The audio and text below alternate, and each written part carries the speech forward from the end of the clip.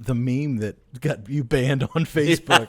You know, that's another one. Facebook gave me a boot.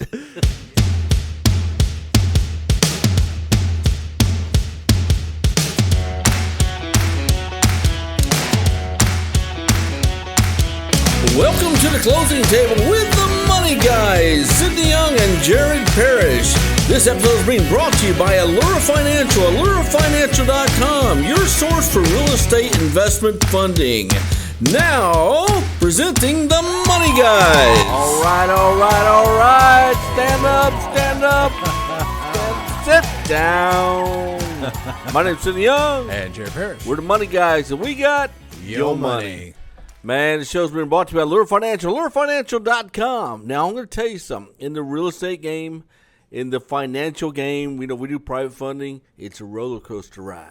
Yeah. 1 minute you're on top of the world because you got a deal, and then suddenly you don't have a deal. Then you're down in the dumps, and suddenly you got a deal, and you're like, and then you get another deal. Yeah, if you're a loan officer out there, or if you're a real estate agent or broker, put in the comments below, talk about some of your wonderful deals that just went to the shitter at the last minute. Man, it happens in every industry. We've had deals that while the closing people are sitting in front of the client back out. Oh, yeah. We had one a few months ago up in Dallas. Oh, yeah. Where everything went fine, everything was all hunky-dory, and then right there at the closing table, the guy looks at everything and says, yeah. Don't pass. Appreciate y'all's time over last month. And but I was like, yeah, wah. But, it happens, especially in real estate. You go out, you negotiate a deal, you got a certain amount of time on it, and your numbers are wrong or maybe it's too high and you can't get it sold. And then you have wonderful things where you go out and you put a deal together, you sell it the next day, get on paper, you close a week later, and you got cash in hand. So it's a roller coaster ride. Yep. You got to have a strong heart. You got to have a strong mind and drink a lot to do this deal. Because it is quite a roller coaster ride, man. Yeah, that tends to happen. I noticed, we took alcohol out of the office, didn't we? We did, for good reason. Not up in here. When we had it up in here, it didn't last long. Yeah. I think it was housekeeping. It was. We had to get rid of the alcohol, so we're very professional now. We try not to curse or put alcohol in, and within reason. Anyway, we're going to talk about something here today that's going to have everyone's interest. But for those of you that are in real estate, you know what I'm talking about. Roller coaster ride. Those of you wanting to get in real estate, it's almost like being married several times. Yeah. I don't know. Yeah, sometimes, you know what, things are just, well, you know what, I like the meme that got you banned on Facebook. That's another one. Facebook gave me a boot. Yeah, sometimes, life is like toilet paper. Sometimes you're on a roll, and sometimes you're taking shit off some asshole. Ding, you're out of here, mister. Had enough of you. I know. Well, it's been one of those weeks. But today, what do we have on the menu today? So, getting into So we've got a pretty interesting segment today. This is about so there's a clinical psychologist. His name is Jordan Peterson. I was going to say Jordan Peterson. Jordan Peterson. He's kind of looked at right now in the politisphere, and his opinions are being out there. It really started for him when in Canada. Canada doesn't have a free speech law. They don't like we have here. Oh, and with the whole transgender movement, they actually wrote it into law that if you don't use the pronouns that someone wants, meaning male, female. Well, I mean, some of them aren't even male, female. They're like non-binary. I mean, they could self-identify as a fucking moose now. I don't know. And if you don't use the pronouns that they want instead of he or she, like if it's a she, but she wants to be referred to as a he, or vice versa, it's actually a crime. Crime? You can be fined and even jailed. Which because I call you a she and you're a he? Correct. Ah. Yes. I take offense to being called that. Yeah, I mean, they even put it in the same realm as like hate speech and things like that. So, and that was his big thing. I mean, he's not against transgenders, but he's just against compelled speech.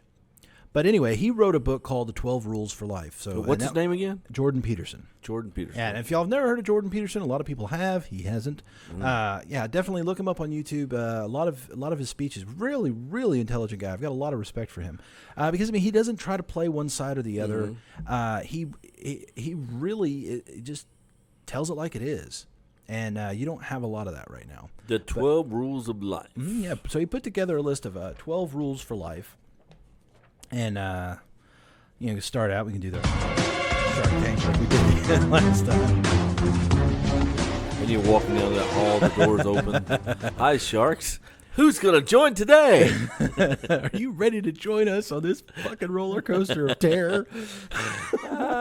So it's rule number 1, Now, a lot of these rules, they're going to require a little bit of explanation, but there's something I wanted. We could talk about that. So the first rule is stand up straight with your shoulders back. Now, that was a good yawn. So stand up straight with your shoulders back. The idea there is your physiology can actually change your mentality. That's true. Did you know that? Yeah. Yeah. So when people, if you actually stand up straight, shoulders back, chest out, it'll actually build confidence within. And he talks about in his book 12 Rules for Life, Jordan Peterson. If you don't have it, go ahead and pick it up. He talks about that. He says, those who are depressed actually die sooner than those who aren't. Who are, I agree with that because when I'm driving home in rush hour traffic, moving 10 miles an hour, and I lean back in my seat, I probably wake up about 5 minutes later, and I'm still in a straight line. In the same spot. The cars move, but I don't think remember, he factored in Houston traffic. Yeah, these probably rules. But I mean, for a lot of people, quit moping around. Like you've got a bunch of emo people sit there acting depressed, and so rule number 1 is going to be stand up straight with your shoulders back. Don't yawn while doing a podcast. That's another rule. That's terrible. Yeah. I like rule number 2. This one's kind of cool. Treat yourself like someone you are responsible for helping. Thought-provoking, isn't it? Treat yourself you can like see the hamster hop back up on the wheel. There's a little cloud up here. See it? Yeah. So, because a lot of times. What you talk about, Willis? All right. So, how many times have you either been sick? Let's use that as an example. Yeah. You've been sick before. Yeah. And you're like, I don't need to go to the doctor. I'm gonna be fine. I got COVID. So, but if someone was there, if you were taking care of someone, like say for instance, if your girlfriend got sick, you would tell her to go to the doctor. Yeah. Okay. So treat yourself as if you're responsible for helping yourself. You know what I mean? As if you are someone that you're responsible for helping. That's the idea there. All right, that makes sense. And really, it comes down to a lot of things, not just being sick, but like for instance, when you're about to make that impulse buy and buy something that's ridiculous, or spend way too much money on something out of an impulse, or if you're just too lazy to go do something. Like with me, so many times I will procrastinate working out, even though I know it's something I really should do. Both.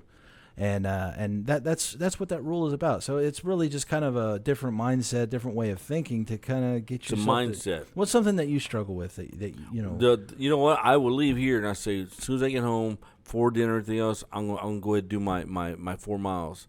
I get home, I'm tired. I sit on the couch, couch and I go, oh man, I just don't want to work out tonight. I'll do it in the morning. Morning doesn't happen either. I used to be the guy that my routine back when I was actually going to the gym a lot. Back when I used to be married, morning wasn't for me. I just typically couldn't do it. I eventually got into the routine, but morning I couldn't do it. I'd go to work, get up early, come home to do the stuff with the kids, help them with their homework, cook dinner and everything, and then I would go to the gym at 11 o'clock at night. Really? After everyone but went. Then how do you sleep after that? Oh no, I'd go right to sleep. Really? Yeah, cold shower. It's like an elephant tranquilizer. Jeez, okay. Yeah, so I would go work out. So this way I would always work in that hour, 5-6 times a week. But I would wait for everyone to go to bed, so this way no one needs me for anything. Ah. And but now, good now idea. I'm trying to get it just knocked out in the morning because now by 11 o'clock I'm just I'm like I am now. Right? Yeah. So and then rule number 3: make friends with people who want the best for you. Now, I understand that may just sound like a logical idea, but in so many cases, we don't do that. You talked about your friend. I don't know if you want to mention his name or not. No, we all have friends that, even at my age, you have friends that are, what's the word, jealous, call it whatever, of your successes versus their successes. And that's silly. I mean, if I got somebody who's not as successful as I am, I'm going to try, if I can, I'm going to try to help, do what I can for them. But there's people that look as, they're intimidated by your successes. Yeah. And there's a lot of people, and one thing that he puts in the book, and it was thought-provoking. I thought it was kind of interesting. He says a lot of people will like someone else not for what they can do, but they actually like them for their limitations. What do you mean? And it can be kind of a subconscious drive there because you don't want to feel intimidated by someone. Okay. Because if you were best friends, like say for instance with, let's say you grew up with Grant Cardone. I did. Okay. He just don't know it. We were on the same planet. He had no idea. No, but if you like next door neighbors, you would probably resent it a little bit. It's like, here, this son of a bitch. I mean, he just had this massive success. I don't like him. And sometimes we don't like people because they're successful. Yeah. It is part of jealousy, like you just His mentioned. house is bigger than mine. Right? His house. It's all how you use it. It's not the size. How many bedrooms do you sleep in? Right. Only one. A night. No, I hear what you're saying. I hear you. But yeah, make friends with people who are best for you. So, and some of these we're really going to have some good discussions. Compare yourself to who you were yesterday, not someone else, not who someone else is today. You know what? Yesterday was not a good day for me. Neither was today. No, today is much better than yesterday. Today was better than yesterday. I'm going to be with you. Yesterday was probably the worst day of the month for me. It was just a bad day for me. It was his time of the month. Man. I stuffed cotton everywhere. He wore his red pants.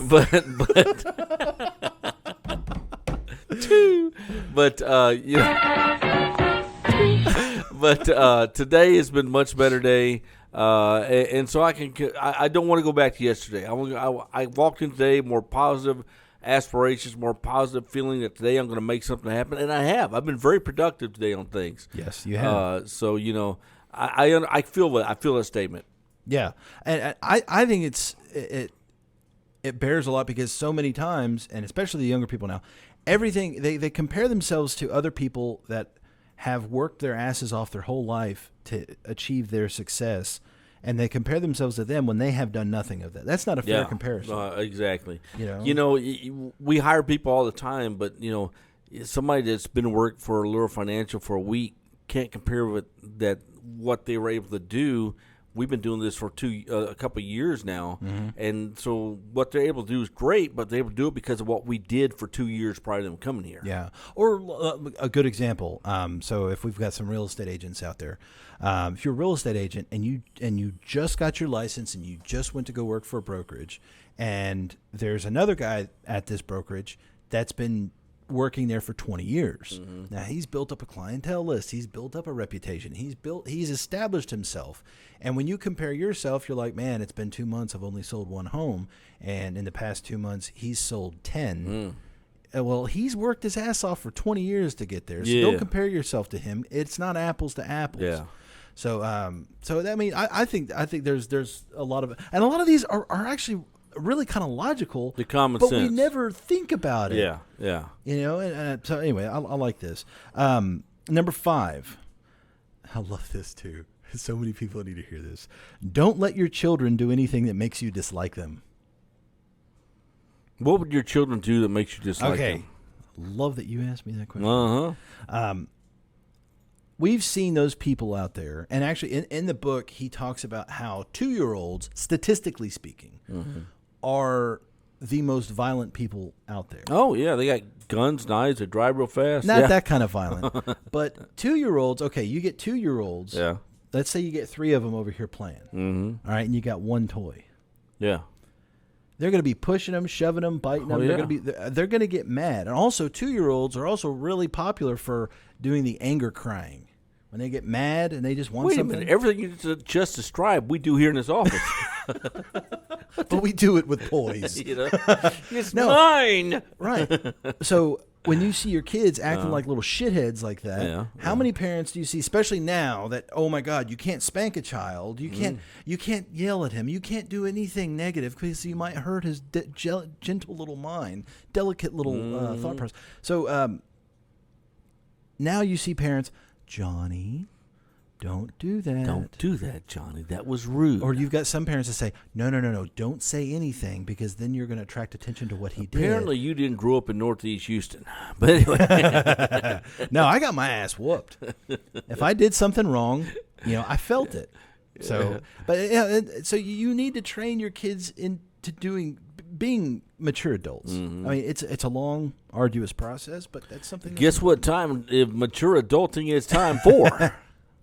Time for a defunct commercial. A no longer business, just for fun. Watch this. We'll be right back. Wouldn't it be great if there was a store so convenient you could spend a lot more time living and a lot less time shopping? Well, there is.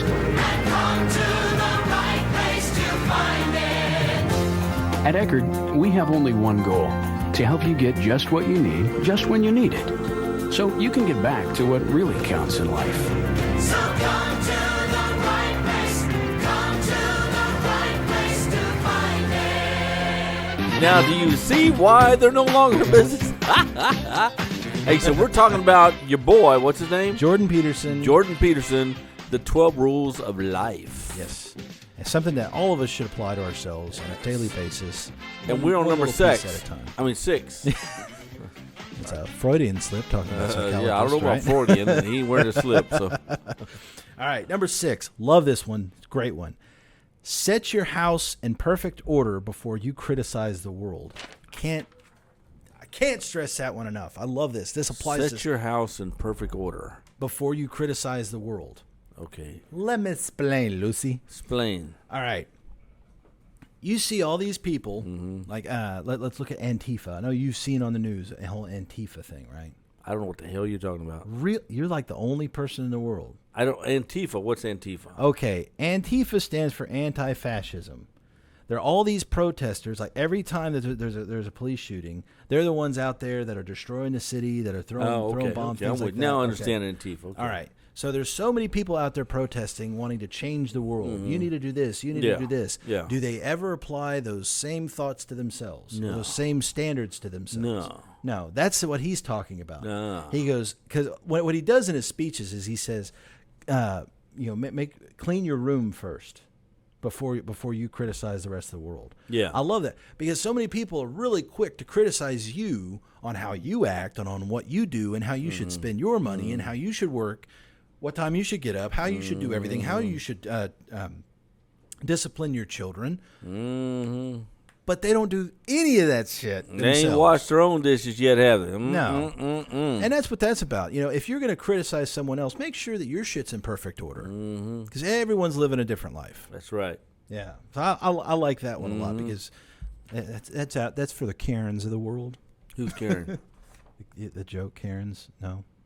I'm with you. I want to talk to your manager type people. Oh, okay, yeah. Yeah. I know. It's been stressful. You're not in a laughing mood today. I get it. I just laughed. All right. Number 7. Pursue what's meaningful, not what's expedient.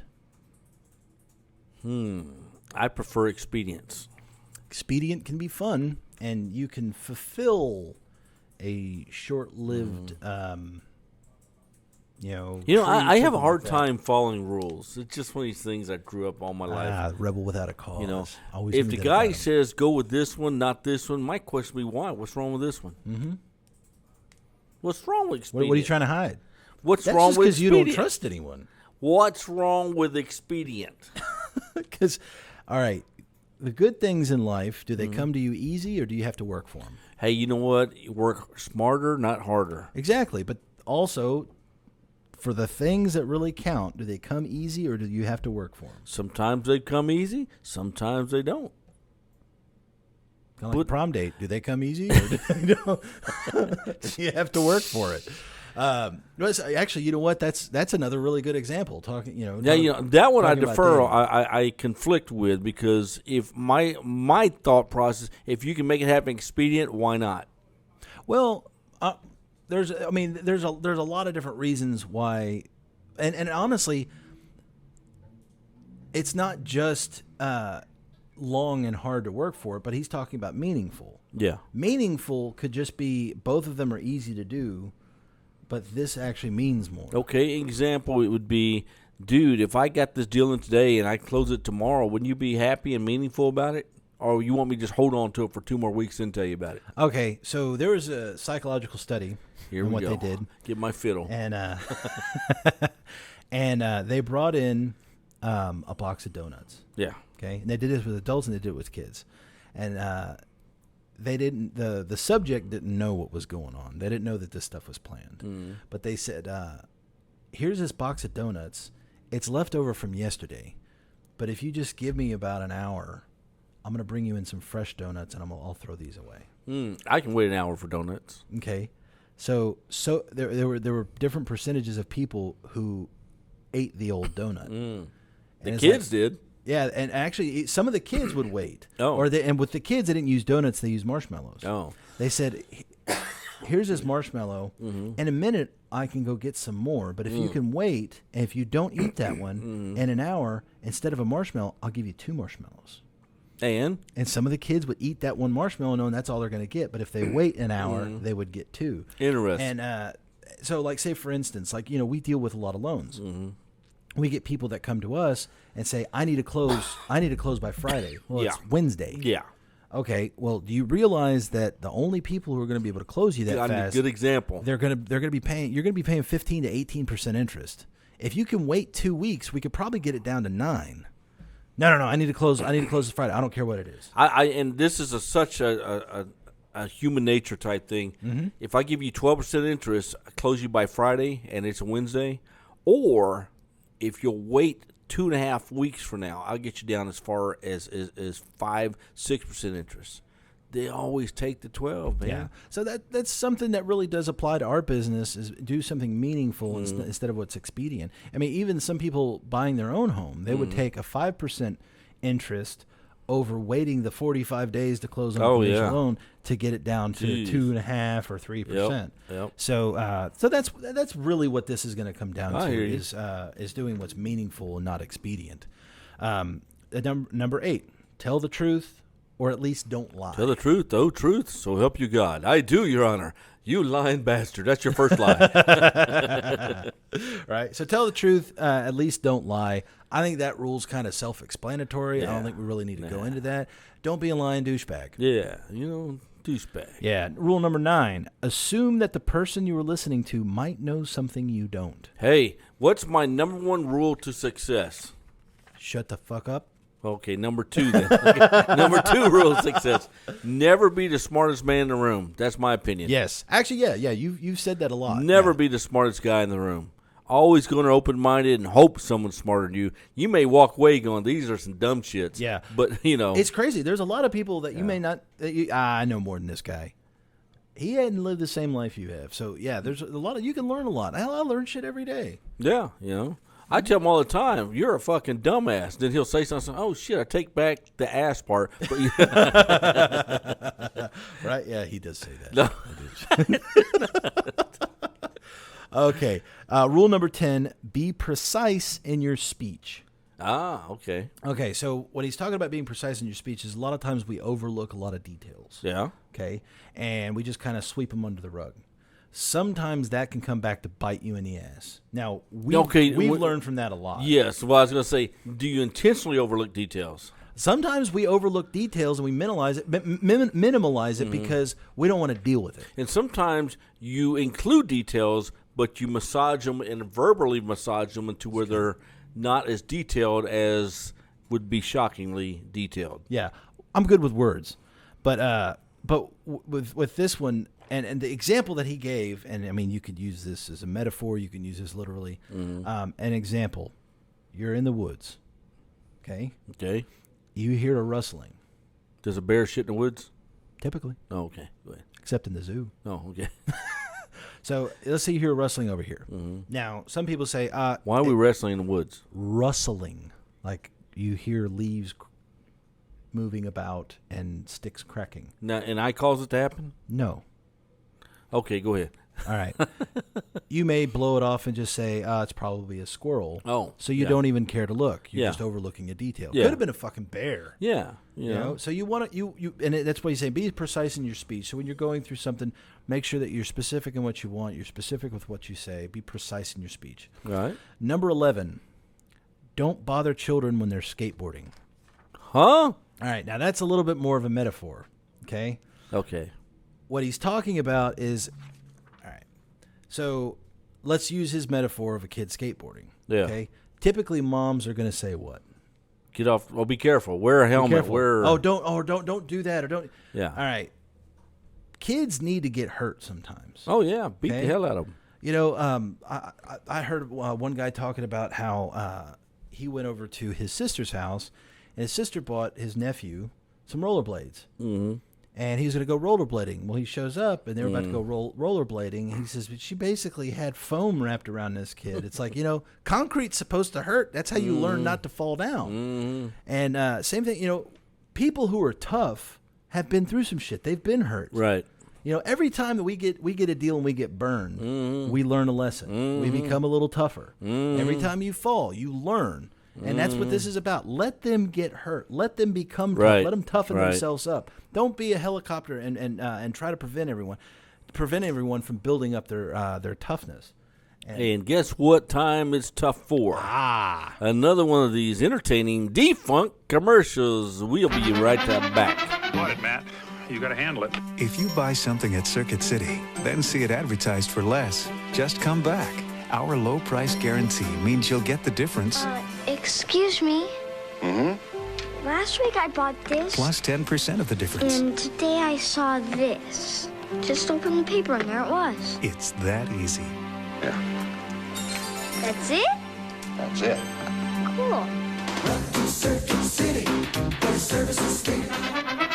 All right. What that entertaining? I love that commercial. That just brought a tear to my eyes. Yeah, I love the nostalgia. It's my What's a favorite who? part of it. Nostalgia. But blow your nose. Anyway, we're on number 12, the last Number one. 12, and I know you are probably going to love this one. Pet a cat when you encounter one on the street. Pet a cat when you encounter one on the street. Why would It's I pet a another cat? It's another metaphor.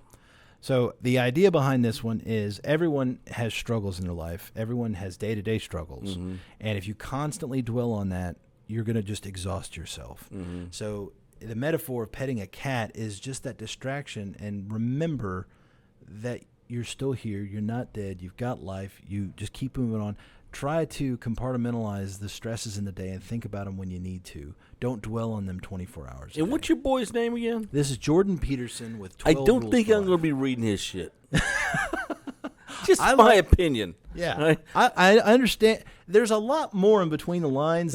People bought his book, right? He sold millions of them. Yeah. Man, we need to take air, put it in a plastic container, and sell it. Well, like I said, these rules. This is stuff that it's common sense, with exception to a couple of them, more of the metaphorical ones. But it can be common sense, but it's stuff that we don't even talk about. Best advice you can ever get is don't hold a loaded gun to your head. Boom. That's solid advice. Put That's that in a sound book, advice. sell 1 million of them, right? Right? Yeah. Hey, let me tell you something. This is the Closing Table with Money Guys. We talk about money sometimes. We talk about other things sometimes. Today was day we talk about other things. So, with that being said, I hope it somewhat educated you, informed you, made you laugh, made you smile, made you, for Made just you a short think. period of time, think. Made you think. Made you think. This has been Closing Table with Money Guys with Sidney Young. And Jared Harris. We're the Money Guys. We got your money.